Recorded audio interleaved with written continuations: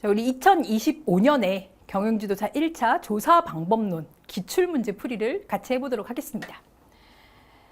총 25문제가 오지선다로 객관식으로 출제가 되는데요. 먼저 1번 문제 볼까요? 저희한테 1번 문제, 전체 문제로는 101번 문제. 과학적 연구 방법. 맨날 나오는 얘기죠. 과학적 연구, 과학적 조사, 조사라고도 표현이 되기도 해요. 어쨌든 이 과학적 연구, 과학적 조사 방법이 갖춰야 될 요건으로 옳지 않은 것은 이라고 했어요. 사실 이런 문제는 절대 틀리면 안 되는 문제죠.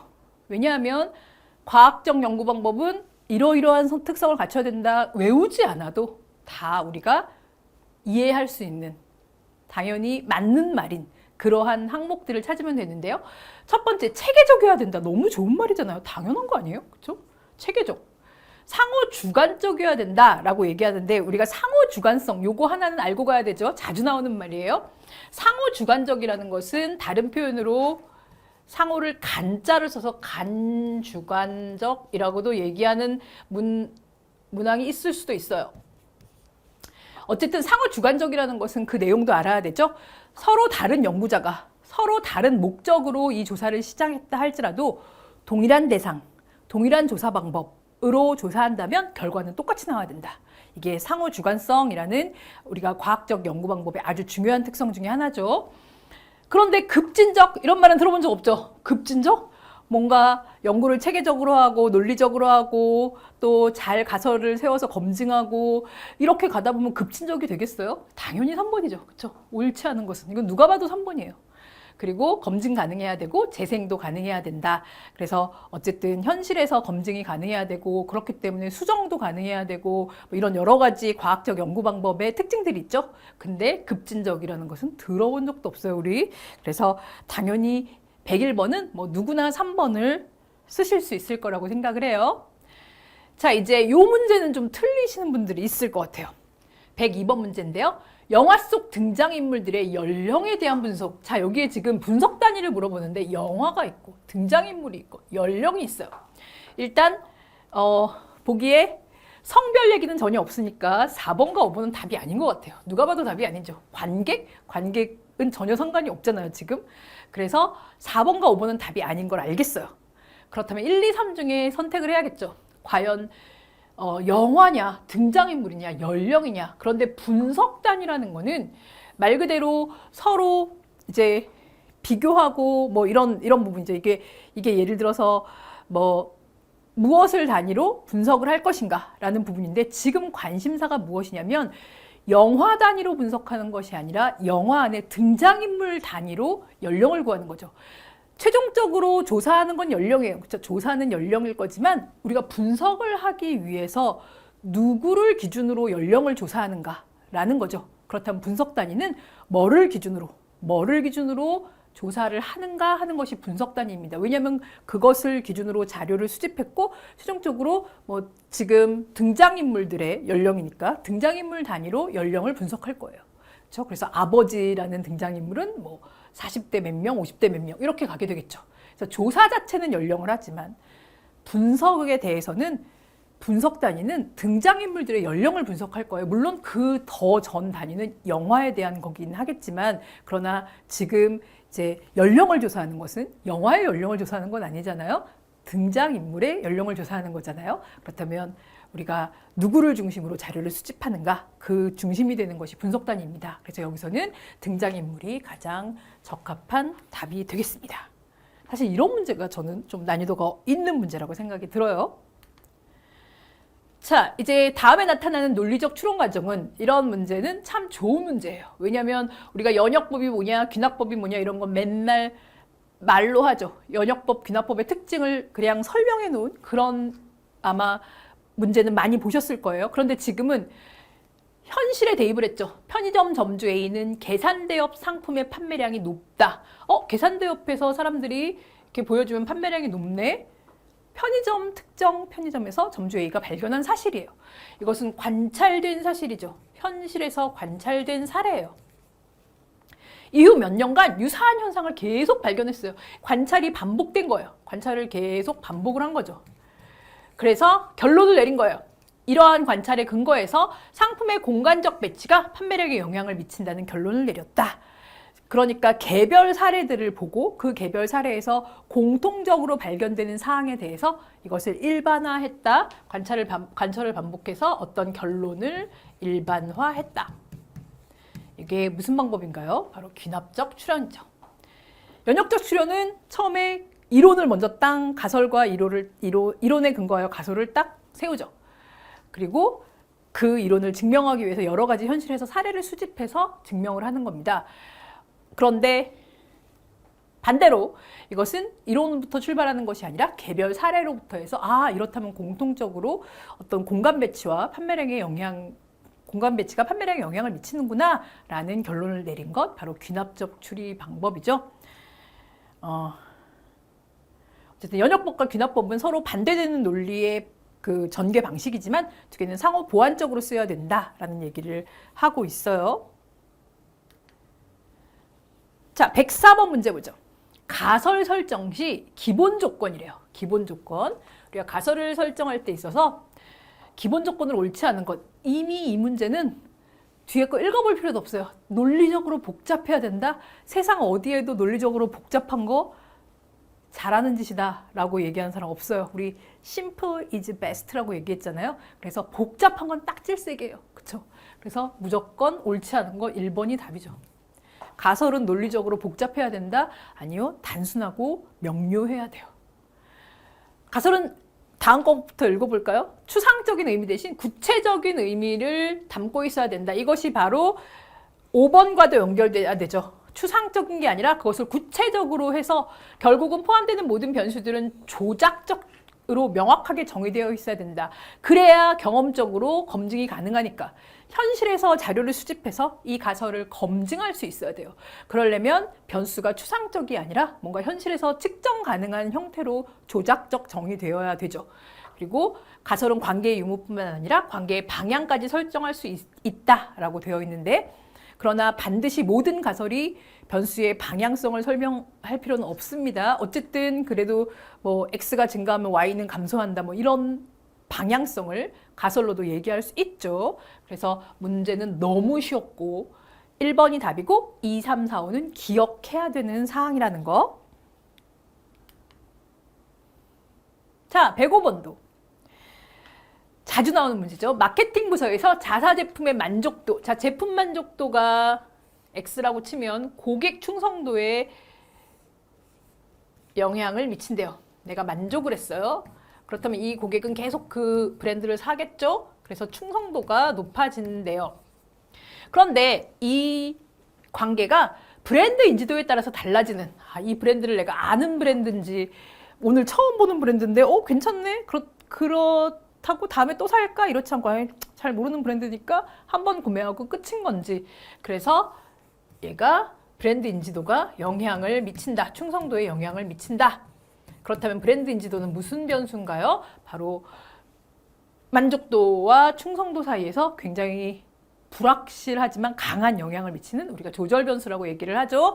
자, 매개 변수는 그대로 전달하는 역할을 하는 거예요. 그쵸? X에서 Y로 갔다가 Z로 갔다가 뭐 이런 거죠. 뭐 광고를 하면 인지도가 높아지고 그것이 이제 구매량이 높아지고 이런 식으로 뭔가 중간 단계에 나타나는 현상이 매개 변수이고, 조절 변수랑은 좀 다르죠. 조절 변수는 브랜드 인지도가 만족도와 충성도 사이에서 어떤 영향을 미치는, 조절하는 역할을 하는 거죠.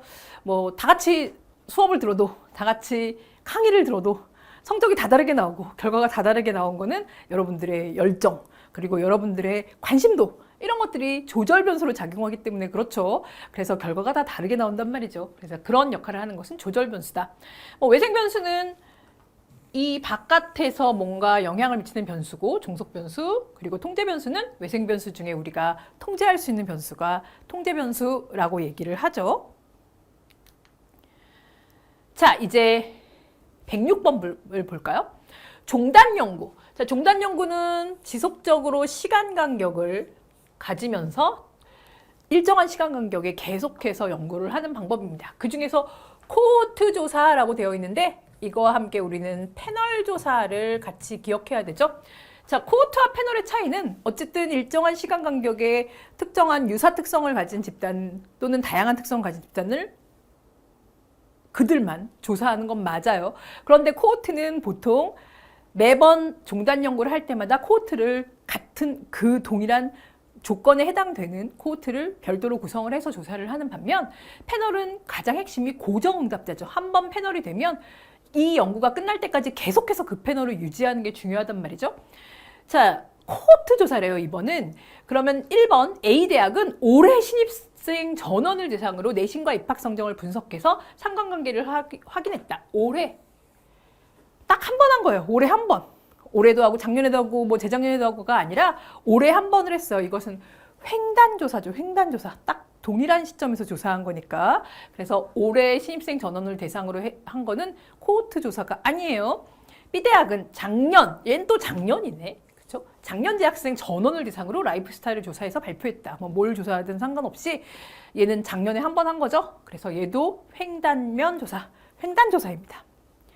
3번 볼까요? C대학은 올해 학과별 수석 입학생을 대상으로 희망 진로를 조사한 후 매년 그들을 대상으로 같은 내용의 조사를 진행할 예정이다. 자, 얘는 종단 조사인데 이것이 바로 패널 조사라고 할 수 있겠죠? 왜냐하면 수석 입학생만 대상으로 걔만 계속 조사하니까. 그렇죠? 매년 조사할 거래요. 그래서 3번이 패널 조사고요. 우리는 코호트 조사를 원해요. 4번은 뭘까요? B대학은 고교학점제를 경험한 특정 연도 입학생을 대상으로 매년 100명을 선정해서 그들의 의식 변화를 조사할 예정이다. 그래서 동일한 경험이나 뭐 동일한 어떤 현상을 겪은 사람들이나 동일한 뭐 특성이 있는 그 집단을 코호트로 구성을 해서 매년 100명을 선정한대잖아요. 그래서 그들의 의식 변화를 조사할 예정이다. 바로 4번이 코호트 조사인 거죠. 그래서 코호트 같은 경우에는 되게 뭐 이렇게 제가 제일 많이 본 거는 어쨌든 뭐 의학 뭐 이런 쪽에서 많이 봐요. 그래서 뭐 쌍둥이 코호트, 뭐 RH-0을 가지고 있는 사람들의 코호트 이런 것들을 매년 이제 조사해서 그때그때마다 코호트는 조사할 때마다 코호트를 따로 구성을 하게 됩니다. 그래서 4번이 코호트 조사에 맞고요. 5번은 이 대학은 올해 전체 교직원 대상으로 만족도를 조사했다. 누구를 조사하는 게 중요한 게 아니라 얘는 시점이 하나죠. 올해, 작년, 올해. 그렇죠? 종단은 일단 시점이 여러 개고 동일한 사람이라면 패널.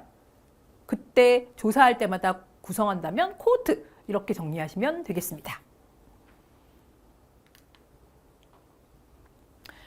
자, 107번 문제인데요. 107번 문제도 처음 보면 혼란 변수가 뭐지? 이렇게 혼란스러울 수도 있어요. 인과관계 연구 설계 시 혼란 변수를 통제하는 방법으로 옳지 않은 것은 자, 혼란 변수 우리가 알고 있는 또 다른 표현으로 뭔가 이제 왜곡시키는 혼란시키는 변수, 우리 왜곡 변수라고 얘기하는 그런 변수입니다. 자, 왜곡 변수는 뭐냐? 외생 변수 중에서 여러 가지 변수가 있는데 종속 변수와 독립 변수, 독립 변수와 종속 변수의 관계를 왜곡시키는 변수죠. 그러니까 얘는 사실 있으면 좋지 않은 아이예요. 그렇죠? 그러니까 없었으면 좋겠어요. 그래서 어쨌든 이 별로 마음에 들지 않는 저 혼란 변수를 혼란시키는 왜곡시키는 저 변수를 통제했으면 좋겠죠. 자, 사실 실험법에서 통제하는 방법 랜덤화라는 거, 또 실험 설계에 의한 통제 이런 것들 다 왜곡 변수뿐만이 아니라 외생 변수의 통제 방법 중에 하나죠. 그래서 실험 집단과 독립 집단을 무작위화, 랜덤화, 무작위화하는 거라든지 실험 설계에 의해서 어쨌든 통제를 하는 방법들은 혼란 변수뿐만 아니라 모든 외생 변수에 대한 통제, 대표적인 통제 방법들이죠. 그래서 당연히 1번과 4번은 맞고요. 그 다음에 매칭이라는 것이 있는데 사실 매칭이라는 것은 이제 뭔가 왜곡 변수, 왜곡된 변수들이 있는데 그 왜곡된 변수가 실험 집단엔 작용을 했을 거잖아요. 얘가 실험 집단에는. 그러면 통제 집단이라든지 뭐 다른 집단에서 실험을 받지 않은 집단에서 이제 매칭을 해보는 거죠. 유사한 특성끼리 갖는. 그래서 매칭해서 얘는 실험의 효과가 아니라 왜곡 변수의 효과인 것 같은데 매칭을 했을 때 서로 차이가 난다든지 얘는 뭐 뭔가 이상한데? 라고 하면 그게 왜곡 변수의 효과, 왜곡 변수의 문제라고 생각할 수도 있어요. 그래서 실험하지 않은 집단에서 비실험 집단에서 매칭을 해서 왜곡 변수를 잡아내는, 왜곡 변수의 영향을 잡아내는 그런 방법도 있고요. 그 다음에 뭐 통계 분석에 의해서 나중에 외국 변수만큼은 변형을 할 수도 있어요. 그런데 변수를 변환한다라는 것을 보세요. 외국 변수는 없어야 좋은 거죠. 얘는 어쨌든 이 외국 변수의 영향을 없애야 되는 거예요. 그런데 이 변수를 변환시켜서 뭔가 살아있게 만드는 거잖아요. 그 실험에 남아있게 만드는 거잖아요. 그거는 좋은 방법이 아니죠. 얘는 좀 없앴으면 좋겠는데, 얘의 영향은 통제했으면 좋겠는데, 그런데 변수까지 변환시켜서 거기에 그 영향이 그대로 남아있게 하면 안 돼서 얘는 통제하는 방법을 옳지 않은 경우는 변수 변환이 답인데, 사실 이런 문제가 가끔 나오면 정말 뭐를 찍지, 뭐를 찍을까요? 막 이렇게 생각하시는 분들이 많은데요. 이럴 땐 당황하지 마시고, 내가 기존에 잘 못 봤던 문제다 랄 때 당황하지 마시고, 어쨌든 혼란 변수를 통제해야 된대요. 그쵸? 그러니까 혼란한 변수, 별로 안 좋은 변수예요. 우리가 들어보지 못한 이상한 변수잖아요. 외국 변수인데, 사실 외국 변수를 다른 표현으로 한 건데, 어쨌든 저 변수는 있으면 안 되는 변수예요. 그렇다면 없애야죠. 그렇죠? 그래서 매칭과 변수 변환 중에 헷갈릴 수 있는데, 매칭은 다른 실험하지 않은 다른 개체와 매칭해서 값을 비교한다는 뜻이고, 변수 변환은 이 변수를 살아있게 변환해서 어쨌든 이 모델에서 살아있게 한다는 의미라고 생각하시면 돼서, 가장 좋은 답을 찾을 수 있도록 그냥 모르겠다고 아무거나 찍지 마시고 하나하나 생각을 해보세요. 아닌 걸 지워 나가면서 오지선다의 장점이죠. 그렇죠? 어쨌든 객관식이니까 그 중에서 가장 답이 될 만한 것들을 항상 골라보세요. 자, 이제 108번 문제입니다. 설문지 작성의 일반적인 방법 너무 많이 나오죠. 일반적인 방법 우리 다 알아요. 막 달달 외우지 않아도 이건 다 알고 있어요. 자, 유도성 질문을 사용해야 된다? 무슨 말도 안 되는 소리예요. 그쵸? 아니야. 얘는 아니에요. 전문 용어를 사용해야 된다. 왠지 전문 용어를 사용하면 멋있을 것 같죠? 아니요. 설문지는 설문지를 받는 사람 눈높이에 맞춰야지 전문 용어를 사용하면 어떻게 해요. 그쵸? 그래서 누구나 이해하기 쉬운 그런 용어를 사용해야 된다. 얘도 아니에요. 자, 한 번에 2개 이상의 질문 내용을 포함해야 된다. 이거 절대 하면 안 되는 일이죠. 그렇죠? 한 번에 질문의 답은 하나씩. 뭐 이것에서 만족도와 뭐 필요도는 얼마입니까? 이렇게 잘 안 물어봐요. 만족도 따로, 필요도 따로 이렇게 물어보죠. 그렇죠? 한 번에 하나씩. 대답하기 곤란한 질문은 직접적으로 물어보는 것이 아니라 뭔가 다양한 방법으로 뭔가 이것이 주체가 네가 아니라 타인인 것처럼 한다든지 아니면 보기 문항을 제시한다든지 등등 좀 어쨌든 응답자를 고려해야 되죠. 설문은 응답자한테서 답을 얻어내는 거니까 그 얘도 아니에요. 타인이네? 그러면 5번이 답일 수밖에 없죠. 선택형 질문, 객관식 질문이란 뜻이죠.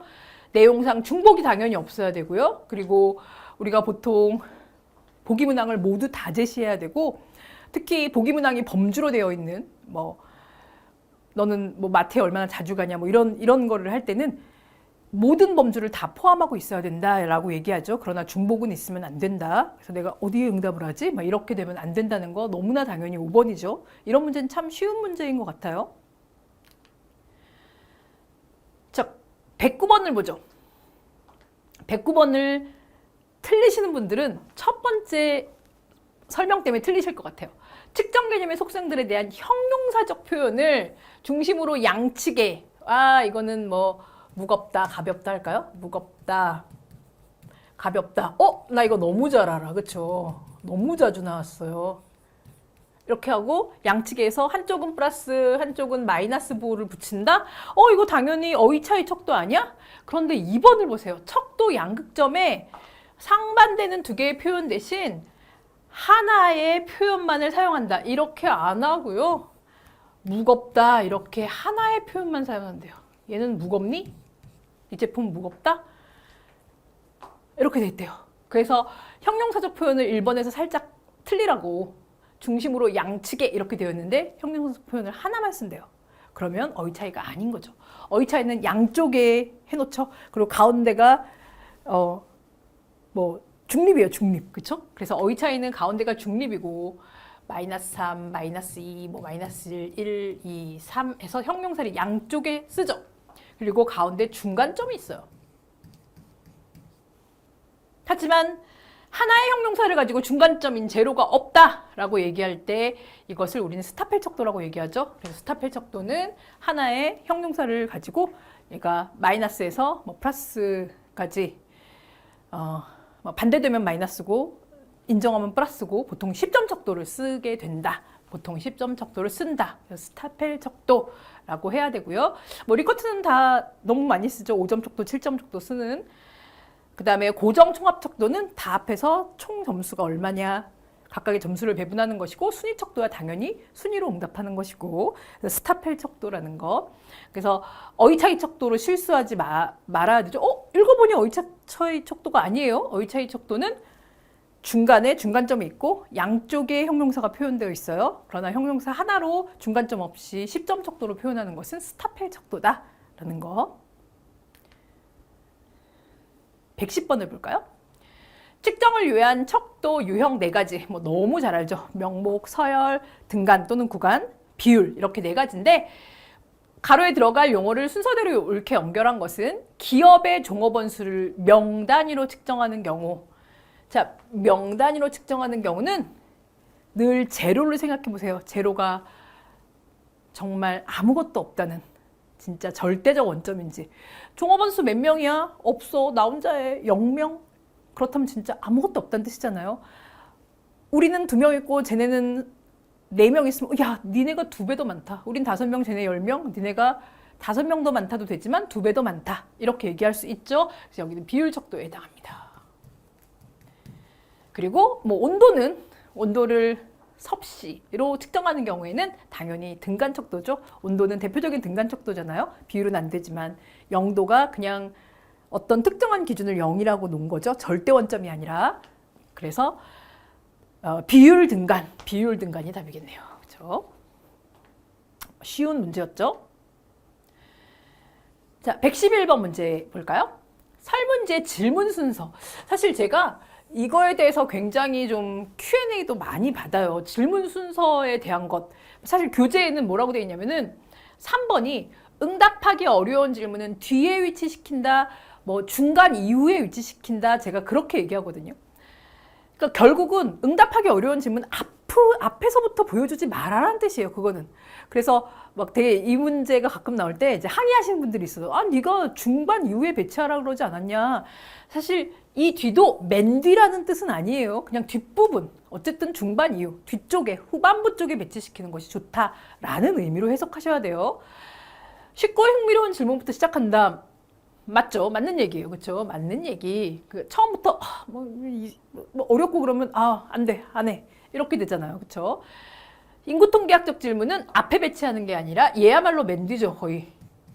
맨 뒤인데 다만 인구통계학적 질문 중에서 우리가 스크리닝을 해야 되는, 그러니까 선정을 해야 되는 조건, 뭐 성별, 연령, 뭐 이런 거 있잖아요. 지역 이런 거는 보통 우리가 할당을 주니까 그런 것들을 제외한 나머지 인구통계학적 질문, 뭐 가족이 얼마냐, 뭐 종교가 뭐냐, 학력이 어떻게 되냐, 뭐 이런 질문들은 맨 뒤에 배치한다. 맞는 얘기네요. 틀린 얘기네요. 맨 뒤라고 제가 맞게 써놨죠. 그래서 2번이 답이고 응답하기 어려운 질문은 뒤에, 어쨌든 중반 이후에 뒷부분에 배치한다라고 해석하시면 되고요. 우리가 일반적으로 포괄적인 질문을 한 다음에 구체적으로 들어가야 된다라고 얘기를 하죠. 그래서 전체적인 뭐 질문을 하고 뭐 예를 들면은 그 안에서 세부적인 구체적인 질문들을 들어가고요. 뭐 브랜드를 밝혀야 된다든지 뭐 이런 것들, 그런 것들은 브랜드가 밝히고 난 다음에 더 이상 그 브랜드에 대한 뭔가를 평가할 일이 없을 때 비로소 밝혀야 되는. 그래서 큰 거부터 시작해서 작게 들어가야 되고요. 뭐 논리적이고 자연스러운 흐름에 따라 질문을 위치시킨다는 너무 당연한 얘기잖아요. 그렇죠? 그래서 2번이 답인 비교적 쉬운 문제였죠. 왜냐하면 2번은 너무 명확하게 맨 뒤로 가는 거니까. 자, 표본 추출 나왔어요. 매년 나와요. 그죠? 모집단의 구성원이 표본으로 추출될 확률을 사전에 알 수 있는 상태. 이게 무슨 표본이죠? 너무나 우리가 잘 알고 있는 정의죠. 확률 표본 추출이다. 사전에 그 확률을 알 수 있도록 추출하는 것.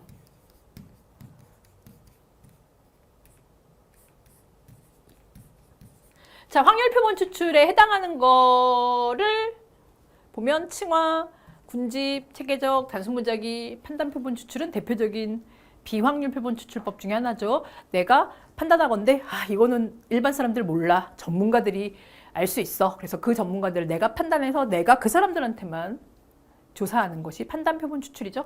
나머지 4개는 확률 표본 추출 방법. 너무 쉬운 문제였죠.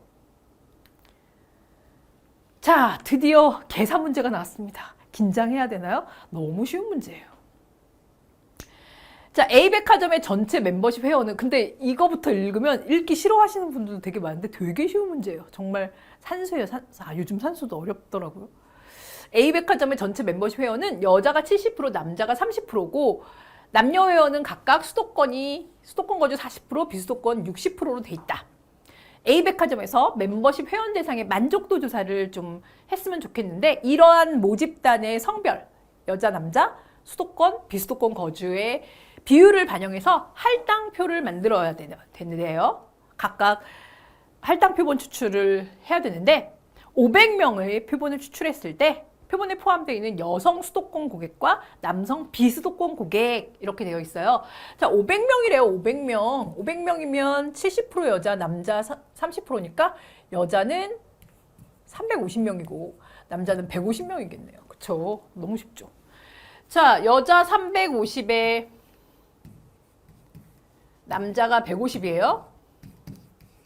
그런데 각각 수도권의 40%, 비수도권의 60%. 그럼 350의 수도권은 뭔가요? 수도권은 350명 중에 40%. 비수도권은 350명 중에 60%겠죠. 여자는 뭘 원해요? 여성 수도권 거주자 350명 중에 40%. 남자는 비수도권 거주자 150명 중에 60%겠죠. 남자의 수도권이라면 당연히 150명 중에 40%고. 그렇죠? 그래서 350의 40%는 140명이래요. 남자는 150명의 60%, 이 두 개에 해당하는 거니까 140명, 90명 이렇게 4번을 계산하시면 돼요. 유일한 계산 문제였는데 이게 사실 뭐 계산 문제라고 하기도 좀 민망하죠. 그렇죠?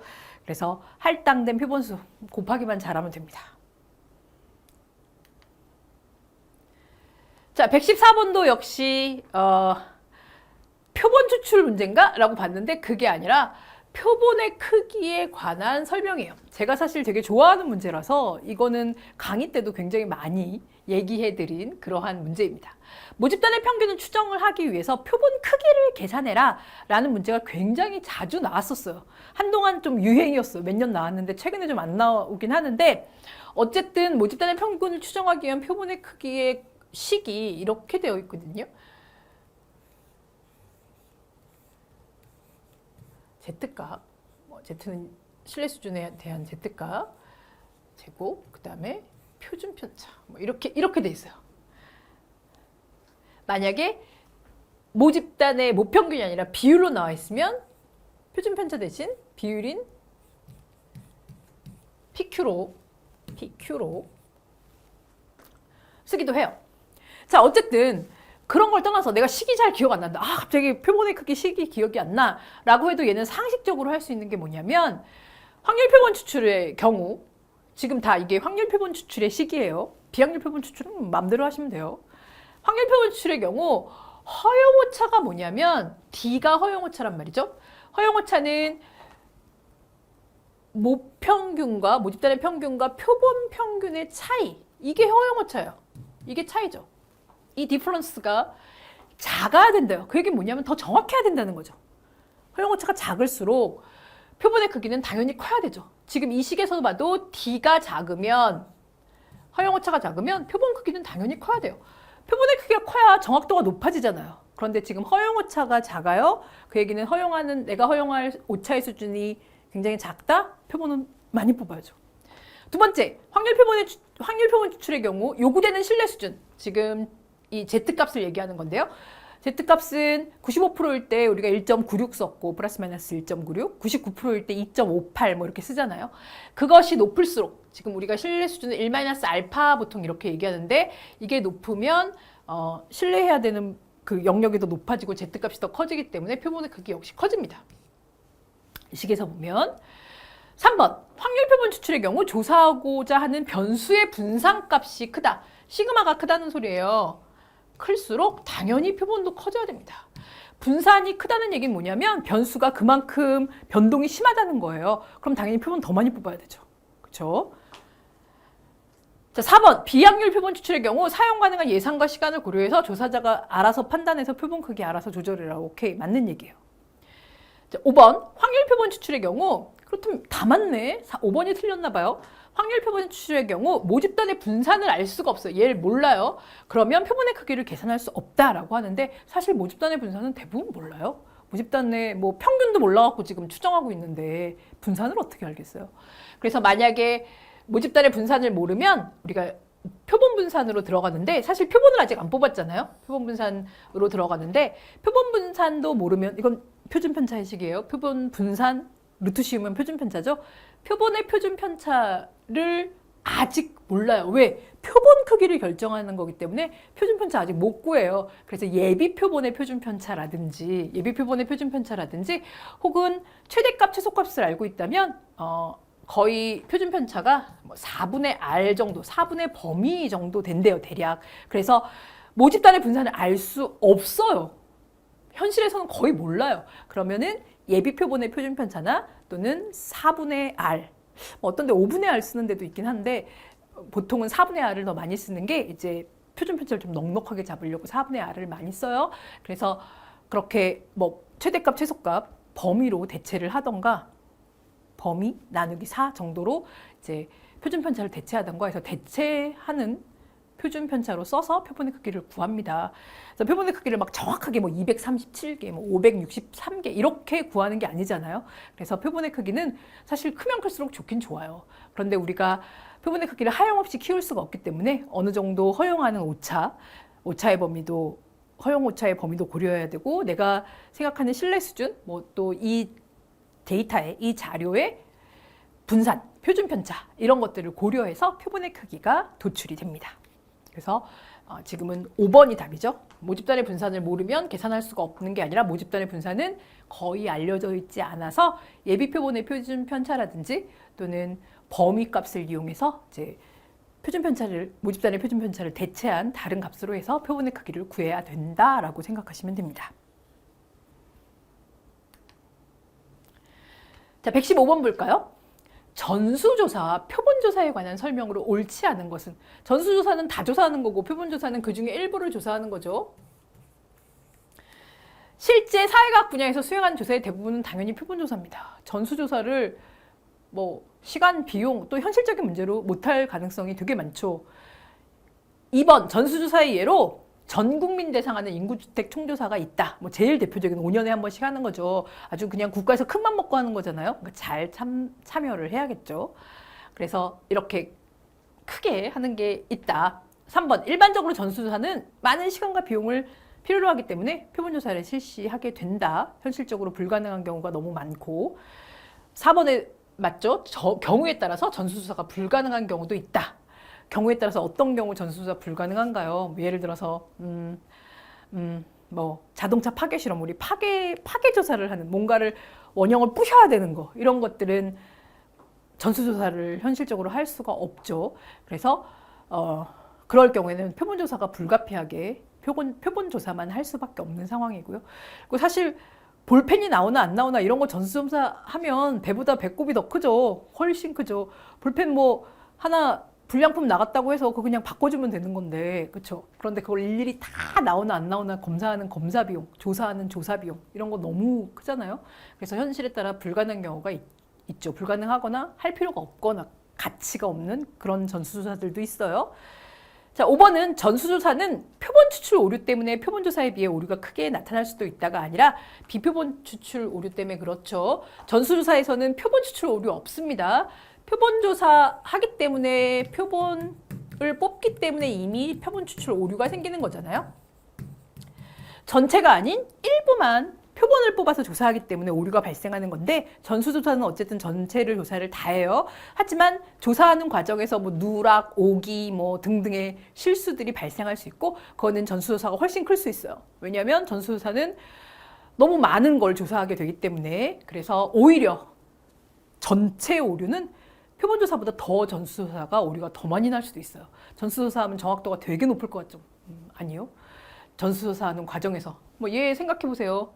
인구주택 총조사 전국으로 막 그 조사하시는 분들이 다 나가는데 이 조사하시는 분들이 뭐 가다가 이제 설문지 잃어버리기도 하고 잃어버려서 대충 뭐 이렇게 그리기도 하고 막 이렇다고 생각해 보세요. 전수조사가 훨씬 더 안 좋은 그러한 결과가 나올 수도 있어요. 반드시 그렇다는 건 아닙니다. 비표본 추출 오류 때문에 표본 추출로 인한 오류가 아니라 그 외에 조사 과정에서 발생하는 재반 문제 때문에 재반 오류 때문에 전수조사가 더 전체 오류가 클 수도 있다는 거. 자, 사실 저는 이 문제는 좀 마음에 안 들기는 하는데 일단 옳지 않은 것은 하나만 골라야 되잖아요. 제일 옳지 않은 걸 골라봅시다. 연구자 갑은 AI 교육이 근로자들의 업무 능력을 실제로 향상시키는지 알아보고자 전체 직원 100명을 무작위로 배치했대요. 잘했죠. 그렇죠? 실험 집단과 통제 집단으로. 그래서 한 집단은 일주일간의 AI 교육을 실시했어요. 다른 집단은 아무것도 조치를 취하지 않았고 일주일 뒤에 동일 측정 도구를 활용해서 실험 참가자 모두의 업무 능력을 평가해 봤더니 AI 교육을 받은 집단의 업무 능력이 확실히 올라갔더라. 통계적으로 유의하게 높았다. 그렇다면 이것으로 옳지 않은 것을 봐라.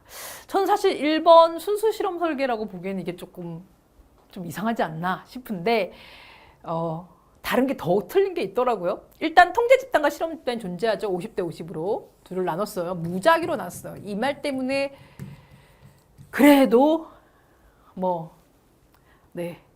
격리했나 봐요. 그래서 통제 집단과 실험 집단이 존재한다. 맞죠? 사전조사와 사후조사 진행됐다. 사전에는 측정을 했죠.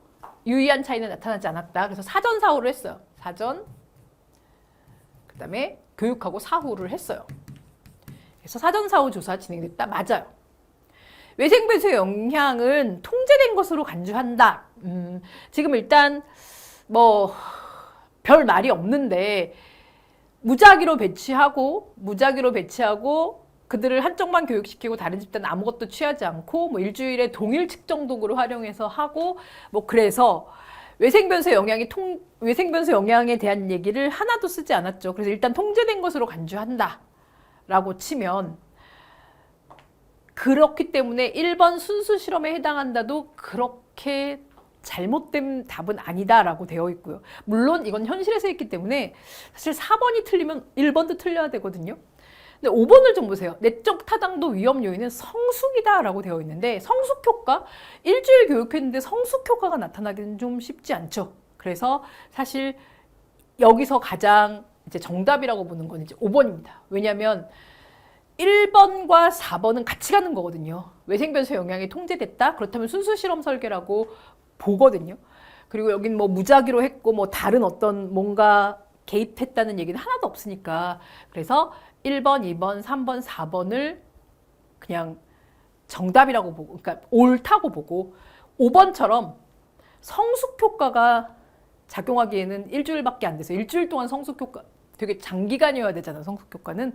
그래서 성숙 효과가 개입했다고 보기는 어려워서 사실 116번에서 가장 옳지 않은 것은 5번을 선택하는 것이 가장 좋은 답이긴 합니다. 근데 개인적으로 그렇게 좋은 문제 같다고 생각은 좀 안 해요. 왜냐하면 현실에서 한 거기 때문에 이것을 순수 실험 설계다 외생변수의 영향이 통제된 것으로 간주하는 거지 완전히 통제됐다고 보기는 또 어려우니까. 그래서 가장 답이 되는 그러한 보기 문항을 고르셔야 된다는 거 다시 한번 잊지 마세요. 여기서는 5번이 가장 옳지 않은 것이기 때문에 5번을 고르는 게 좋은 답입니다. 자, 바로 순수 실험 설계 나왔습니다. 순수 실험 설계에 대한 설명으로 옳은 것을 이번엔 골라보래요. 실험 단위를 그룹으로 나눌 때 랜덤화, 무작위화 아주 좋죠. 그렇죠? 반드시 무작위화를 거쳐야 돼요. 맞아요. 두 번째, 외생변수의 통제를 통해서 높은 내적 타당도를 가진다. 당연히 외생변수 통제돼야 됩니다. 자, 디귿. 특정 주제에 대한 탐색적 연구 아니고 인과관계를 위해서 하는 거죠. 실험법은. 목적이 분명해요. 그렇죠? 독립변수와 종속변수의 어떤 관계를 위해서 실험 설계를 하는 거죠. 솔로몬 사집단 설계는 가장 이상적인 순수 실험 설계의 하나의 방법이죠. 통제집단 사전 사후 측정과 통제집단 사후 측정을 해서 시험 효과 뭐 이런 부분들을 또 사전 사후 통제집단을 비교하는 것 이런 것들을 다 해볼 수 있는, 그러나 현실에서 실행하기에는 상당히 어려운, 그래서 얘도 순수 실험 설계에 해당하죠. 그래서 기역, 니은, 리을 3번이 답이겠네요. 그래서 탐색적 연구가 아니라 얘는 이미 탐색 끝났고 변수 간의 어떤 인과관계를 보기 위해서 실험법은 하는 겁니다. 118번 볼까요? 자료 수집 방법들에 대해서 일반적인 특성이 뭐가 있을까요? 옳지 않은 것을 골라보래요. 1번, 인터넷 조사에서는 대인 면접 조사에 비해 자료 수집 비용이 적게 든다면 당연한 얘기죠. 그렇죠? 이건 맞는 거, 우리가 너무 잘 알고 있는 거. 2번, 대인 면접 조사에서는 우편 조사에 비해 응답 자료의 정확성이 높게 나타난다. 맞는 거. 왜냐하면 우편 조사는 그냥 보내고 이 사람이 응답자 통제가 안 되잖아요. 그냥 자기가 그냥 이제 응답하고 싶은 거 응답한다든지 뭐 이렇게 되기 때문에 대인 면접 조사가 직접 대면해서 물어보는 게 정확도가 더 높습니다. 또 우편 조사는 누가 응답했는지 알게 뭐예요. 그렇죠? 뭐 인터넷 조사도 마찬가지고. 3번. 우편 조사에서는 대인 면접 조사에 비해 응답의 유연성이 높게 나타난다. 응답의 유연성이 높게 나타나나요? 응답의 유연성이라는 것은 응답하다가 뭐 좀 더 궁금한 거는 더 추가로 물어볼 수도 있고 막 이렇잖아요. 근데 우편 조사는 그런 게 전혀 되지 않죠. 그래서 얘가 X네요. 그래서 3번이 답이죠.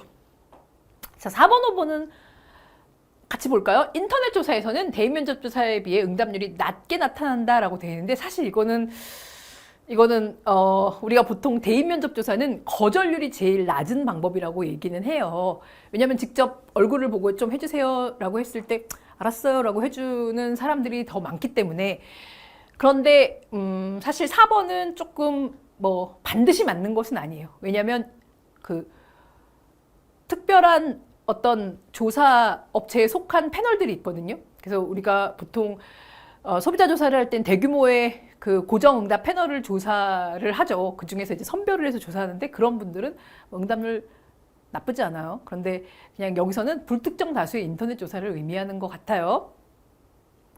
5번, 전화조사에서는 당연히 대인 면접 조사에 비해 응답자가 공개를 꺼려하는 정보를 얻기가 당연히 어렵죠. 대인 면접 조사는 뭐 우리가 직접 나가서 확인할 수도 있고, 이 사람이 쓰는 뭐 핸드폰 기종이 뭔가 이런 거 확인도 할 수 있는데 전화조사에서는 뭔가 눈으로 확인하거나 이런 게 불가능하니까 말로 해주는 것밖에 없잖아요. 그래서 정보 공개를 하기 싫어하면 어쩔 수 없는 그런 부분들이 있습니다. 그래서 가장 적정한 답은 3번인 거죠. 3번. 그 누가 봐도 틀린 답이 3번이니까. 자, 119번 볼까요? 다음 중 유사실험 설계. 우리가 순수 실험 설계가 아니라 유사실험 설계라고 보는 어떤 현실에서 할 수 있는 실험 설계를 얘기하는 거죠. 해당하는 것이 무엇인가?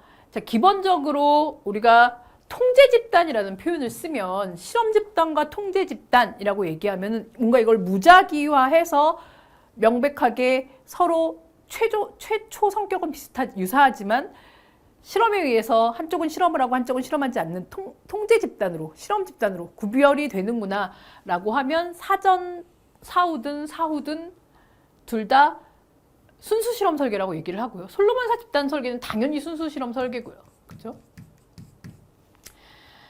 그다음에 단일 집단 사전 사후 측정 실험 설계는 사실 이제 어떻게 보면 통제 집단 사전 사후 측정 실험 설계와도 유사하게 쓰는 용어인데요.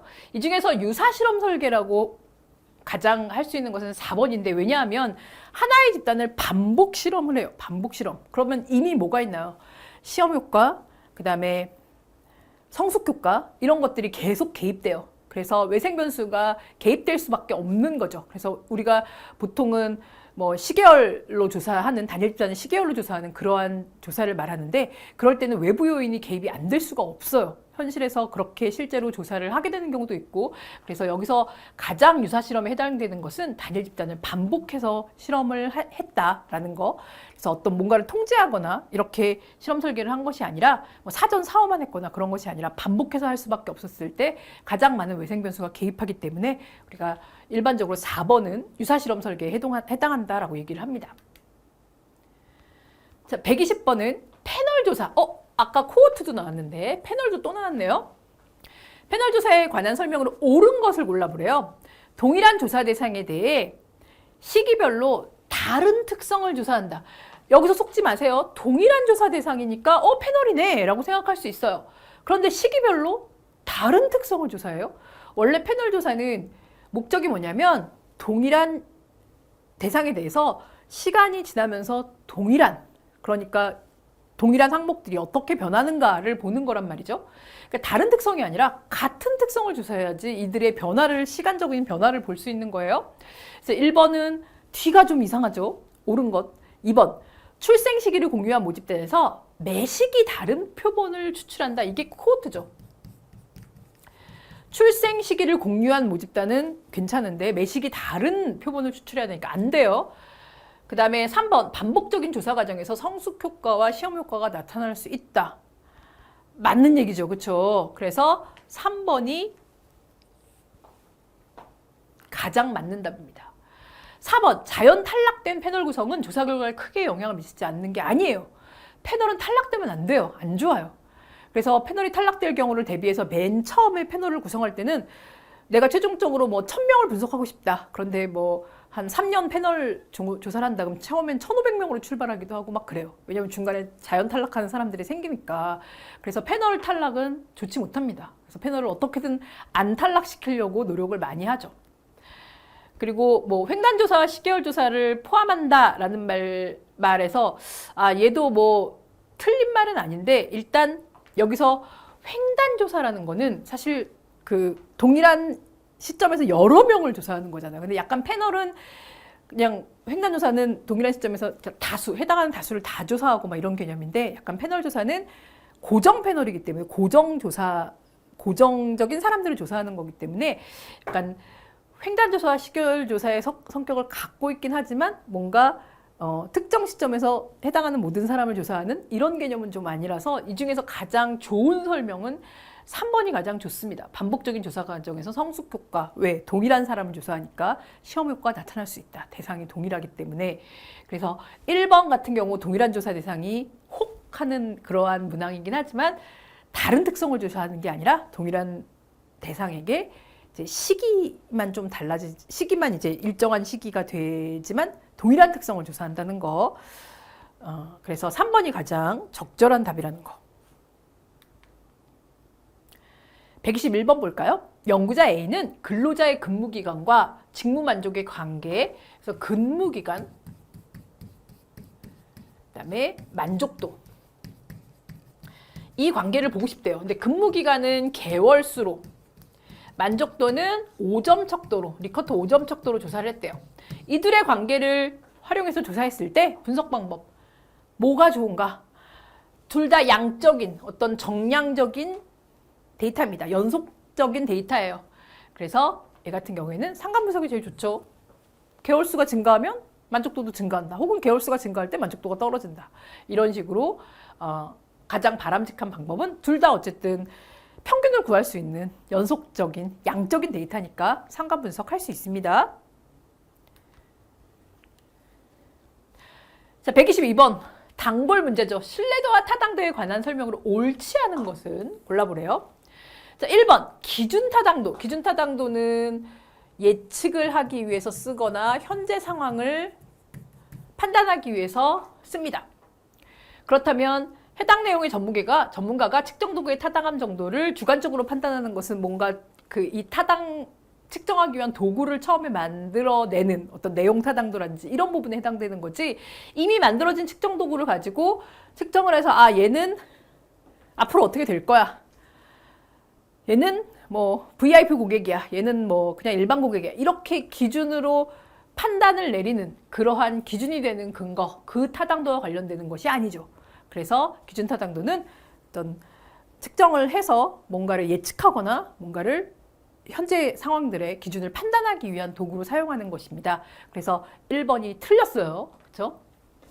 2번, 체계적 오차는 타당도와 관련된 개념이고 비체계적 오차는 신뢰도와 관련된 개념이다. 체계적 오차는 모든 게 다 틀린 거죠. 그래서 측정 도구 자체가 잘못되면 모든 사람의 측정 결과가 다 잘못됐잖아요. 그래서 바이어스와 관련된 개념이라고 얘기를 해요. 제일 쉽게 망가진 저울로 몸무게를 재면 모든 사람들이 다 1kg씩 더 나와요.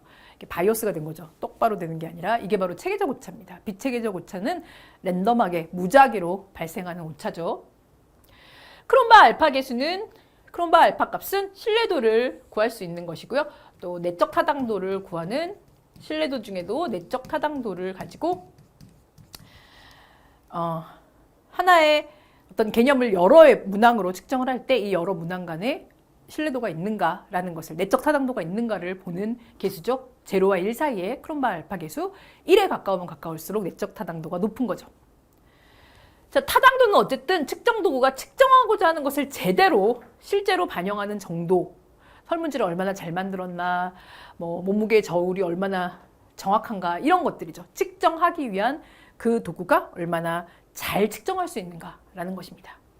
신뢰도는 같은 대상에 대해서 반복적으로 적용된 측정 방법이 일관된 결과를 가져오는가.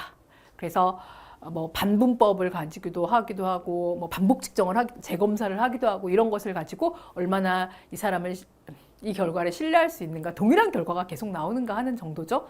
그래서 사실 신뢰도와 타당도 중에 더 중요한 개념은 타당도고, 계속해서 타당도가 좋은 측정을 한다면 신뢰도는 자연히 따라오게 되어 있습니다. 그래서 자주 나오는 문제니까 잘 하실 수 있을 거라고 생각하고요. 자, 123번. 통계 분석 문제가 상관 분석과 요 문제 두 개가 나왔었는데, 단순 선형회귀 분석에 관한 설명으로 옳은 것은, 단순 선형회귀 분석은 y 값을 종속 변수를 예측하기 위해 절편과 기울기가 있고 독립변수가 이렇게 있는, 독립변수가 명목 척도로 측정된 경우에는 활용할 수 없는 게 아니라, 이제 독립변수는 연속형 변수가 일반적이지만 명목형 변수도 가능합니다. 범주형 변수가 가능한 거죠.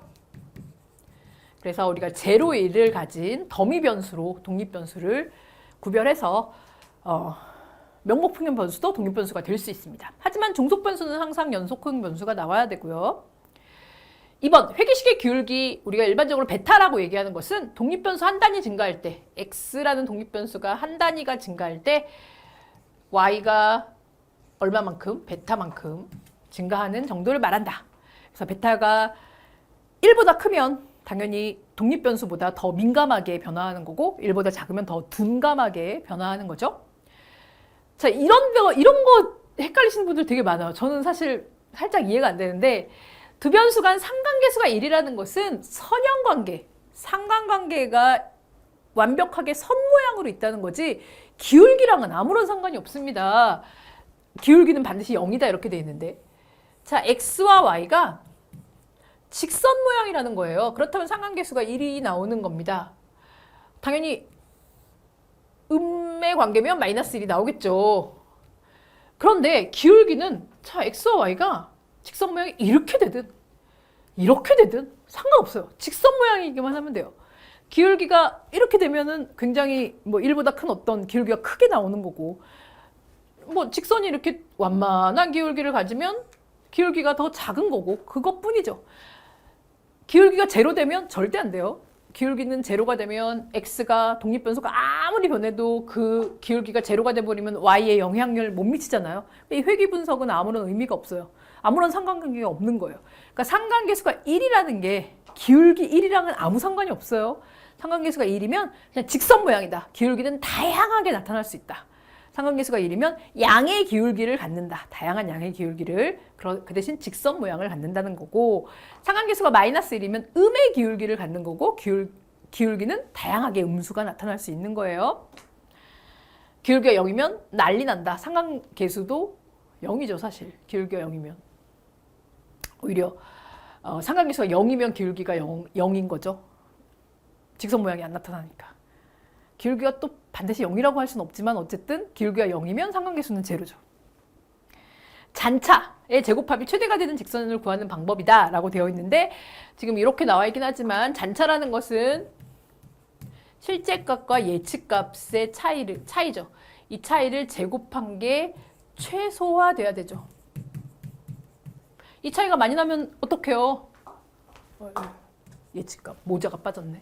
네, 실제와 예측값의 차이, 추정치의 차이가 잔차인데 그것을 그냥 더하면 플러스 마이너스 제로가 되니까 제곱을 해서 합한 값이 최소가 될 수 있는 절편과 기울기를 만들어내는 게 단순선형 회귀 분석이잖아요. 그래서 최대가 아니라 최소라는 것이고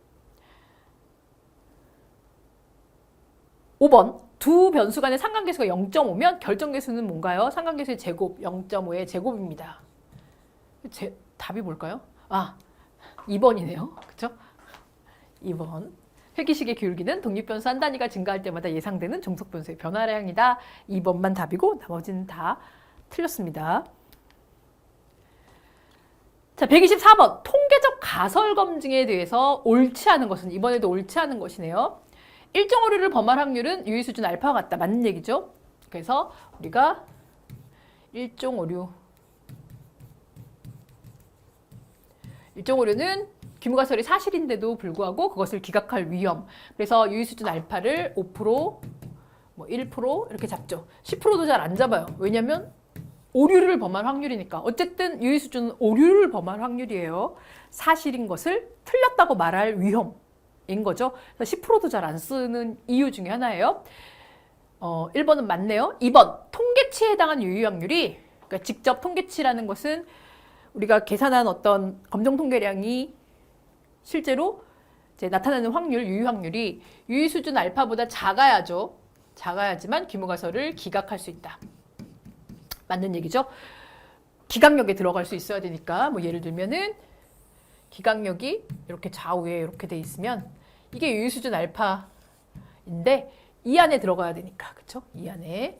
그래서 P는 요거보다 더 작을 확률, 그렇죠? 그래서 P가 더 작아야 됩니다.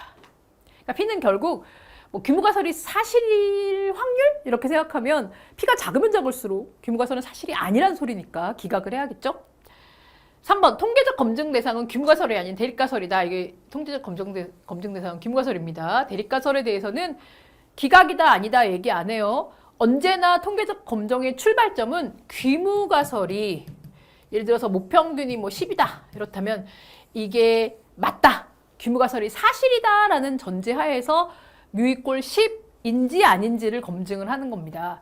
그래서 규모가설에 대해서 기각 또는 기각할 수 없다. 이렇게 결론을 내리는 거지 대립가설을 기각한단 말은 세상에 없어요. 그래서 규모가설이 기각되면 그제서야 대립가설을 받아들이는 겁니다. 주장할 수 있는 겁니다. 그래서 언제나 검증의 대상은 규모가설이다. 그래서 규모가설에서는 이퀄이 붙어서 그 이퀄 값에 대한 검증을 하는 겁니다. 규모가설이 오름에도 불구하고 기각함으로써 발생하는 오류가 제1종 오류. 그래서 유의 수준 알파와 그 확률이 동일하다. 자, 5번은 뭐야? 맞나? 틀리나? 이럴 수 있는데 1종 오류가 2종 오류보다 더 심각한 오류다라고 얘기해요. 지금 현재 사실이라고 되어 있는 것을 기각해버리는, 틀렸다라고 얘기하는 오류는 제1종 오류로 얘기해서 우리가 5%, 10%도 너무 많아서 5% 또는 1%밖에 안 줘요. 제1종 오류는. 현재 알려진 사실을 틀렸다라고 얘기하는 데는 그만큼 잘못 말하면 훨씬 더 문제가 많아지기 때문에 그렇고, 제2종 오류는 사실 잘 계산할 수도 없어요. 현실에서 잘 계산할 수 없는데 제2종 오류는 이제 틀린 규모가설을 사실이 아니다. 그러니까 뭐라 그러지? 틀린 규모가설을 틀렸다고 말하지 못하는 위험이잖아요. 사실이 아닌 규모가설을 사실이 아니다라고 말하지 못할 위험인데, 사실이 아닌 규모가설은 지금 현재 그래서 값이 얼만데? 라고 말할 때 모르는 경우가 많거든요. 그래서 1종 오류가 더 심각해서 1종 오류는 5%, 1% 이렇게 유의 수준 딱 잡고 가는 겁니다. 2종 오류는 현실에서 못 구할 때가 되게 많아요. 우리 사실 2종 오류 구해라 이런 말 들어본 적 별로 없잖아요. 그렇죠? 못 구해서 그래요. 자, 이제 마지막 문제입니다. 마지막 문제는 조사원 교육에 관한, 나 조사원 교육 잘 모르는데 조사원이 뭔가요? 현장에서 직접 조사를 하러 다니시는 분들이라고 생각하면 되죠. 면접원이라고도 많이 얘기하는데 요즘은 조사원이라는 표현을 더 많이 쓰는 것 같아요. 다양한 상황에 대처하기 위해 상황별 역할 연습 당연히 실시해야 되죠. 이건 내가 공부 안 해도 할 수 있는 거예요. 역할 연습 당연히 해야 되고요. 1번이네요. 그러면 답이. 2번 보세요. 어디가 이상한지. 조사원이 자율적으로 조사할 수 있도록 재량권을 극대화한다. 재량권 극대화? 그 누구에도 재량권을 극대화하면 안 되죠. 조사원은 되게 통제돼야 되고 조사해야 되는 것을 명백하게 숙지해서 관리되고 그렇게 조사를 진행합니다. 조사원은 응답자에게 신분도 밝히지 않고 조사를 진행한다? 무슨 일이 날라고 이렇게 해요? 안 되죠. 조사원은 조사 목적과 조사 내용을 사전에 알지 못해야 되는 게 아니라 잘 알고 있어야 돼요. 숙지하고 설문지 하나하나에 대해서 잘 알고 있어야 됩니다. 조사원은 응답자가 원할 경우 특정 항목에 대한 자신의 견해를 알려주면 안 되죠. 조사원은 완전히 중립적이어야 됩니다. 우리는 응답자의 역할을 받는 그러한 목적으로 조사원을 하는 거기 때문에 조사원에 의한 비표본 오차가 정말 어마어마하거든요.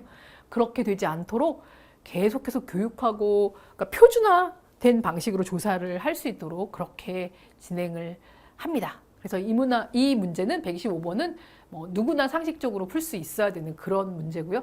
다 1번을 선택하실 수 있어야 되는 문제입니다. 자, 이렇게 우리 2025년의 기출문제 같이 풀어봤는데, 이거는 너무 쉽다라는 것도 있고, 저거는 나는 틀렸을 것 같아 라는 문제도 있을 것 같아요. 그런데 보시면 알겠지만 아주 난이도가 높거나 자주 나오는 문항 많이 섞여 있습니다. 그래서 내가 반드시 맞춰야 되는 문항, 이런 문항 놓치지 않게 준비 잘 하시길 바라겠습니다. 수고 많으셨습니다.